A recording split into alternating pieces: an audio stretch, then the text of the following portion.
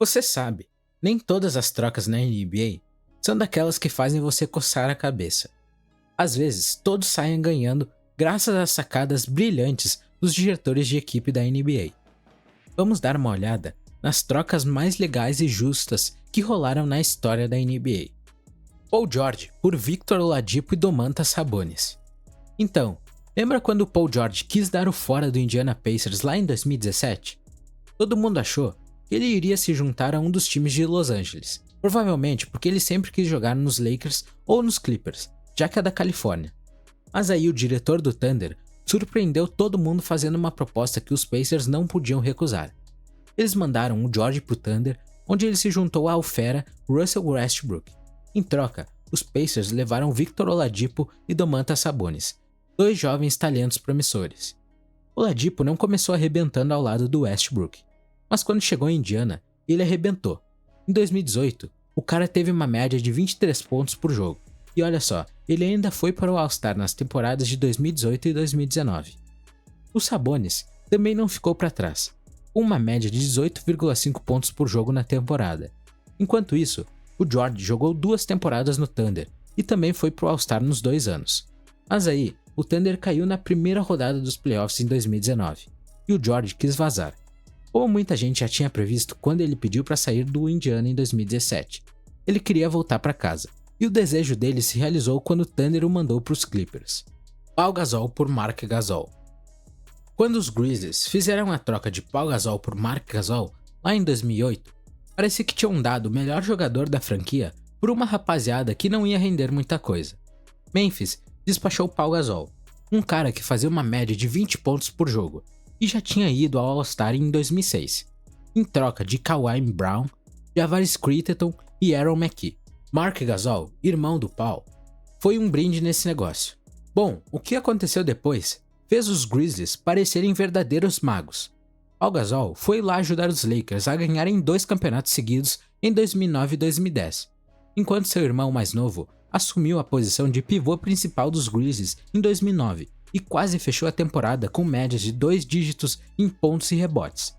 Marc continuou a ser o pilar da equipe em Memphis durante a próxima década, sendo selecionado para 3 All-Star Games e desempenhando um papel gigante na liderança dos Grizzlies em 7 participações seguidas nos playoffs durante a era Grit and Grid.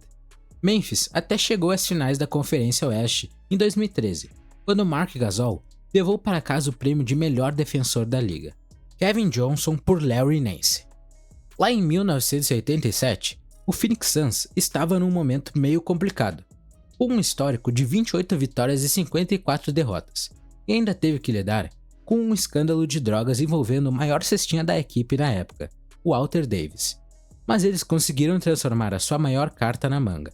O Larry Nance, que tinha vencido o campeonato de enterradas em 84 e vindo de uma temporada fenomenal em 87, com médias de 22,5 pontos e 9 rebotes por jogo. Os Suns mandaram Nance embora, junto com Mike Sanders e a escolha de número 22 no draft daquele ano para o Cleveland Cavaliers. Em troca, trouxeram Kevin Johnson, Mark West, Tyrone Corbin, uma escolha de primeira rodada em 1988 e 2 escolhas de segunda rodada. O Nance brilhou em Cleveland, indo para 2 All-Star Games e mantendo médias de 19 pontos e 9 rebotes por jogo em 1991. O Johnson também arrebentou em Phoenix, sendo selecionado para 3 All-Star Games e até ganhando o prêmio de jogador mais melhorado da NBA em 89. Ele sempre estava botando a bola para dentro, com mais de 20 pontos por jogo na melhor fase dele. E para completar, os Suns usaram as escolhas do draft que ganharam na troca para pegar o Dame Marley, que junto com Johnson e o Charles Barkley levou o Suns para 7 playoffs seguidos. Glenn Rice e Alonzo Mourning.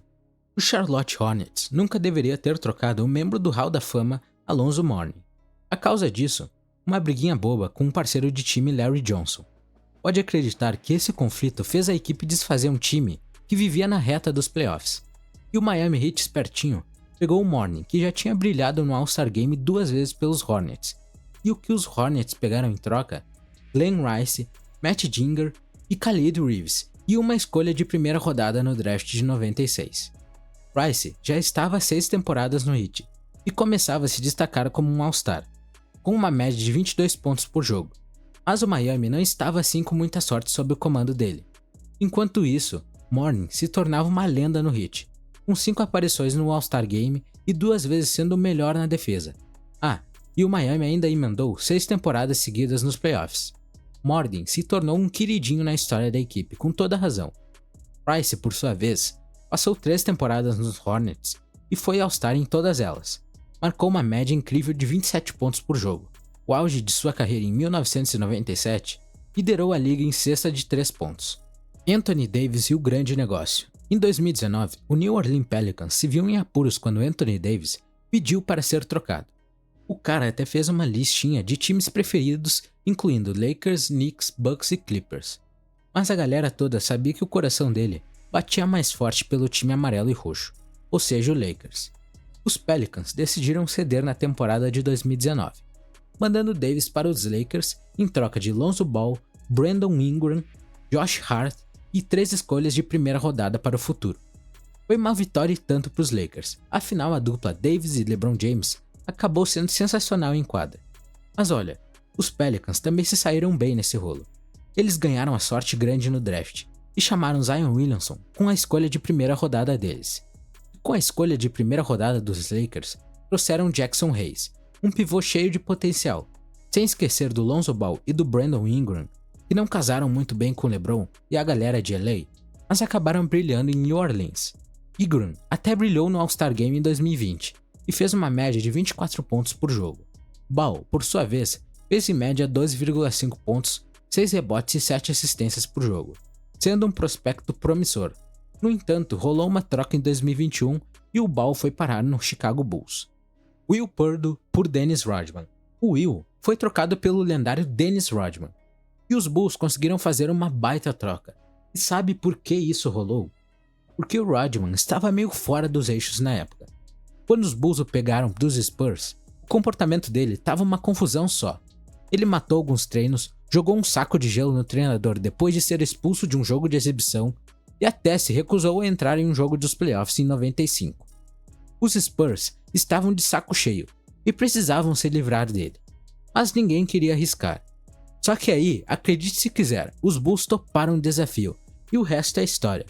Rodman foi o cara que mais pegou rebotes na liga durante suas 3 primeiras temporadas com os Bulls, e com a ajuda de Michael Jordan e Scottie Pippen, eles levaram Chicago a 3 campeonatos seguidos, de 96 a 98.